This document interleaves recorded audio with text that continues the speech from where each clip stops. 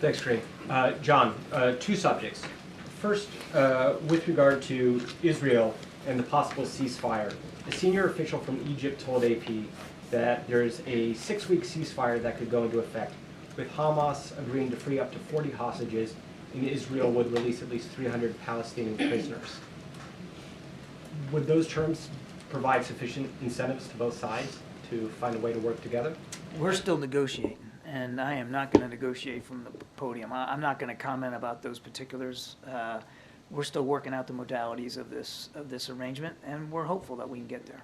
And then, secondly, Secretary Yellen said today that she was looking toward unlocking the value of some $300 billion in frozen Russian assets to aid Ukraine.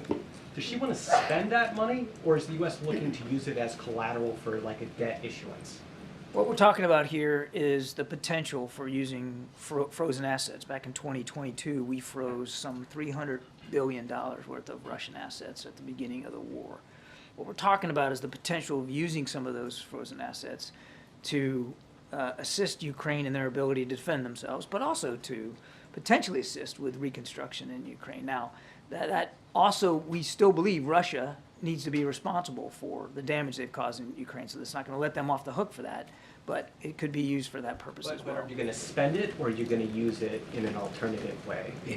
Again, the idea would be exploring the option of being able to use those frozen assets to help Ukraine as they defend themselves and as they try to recover from 2 years of war.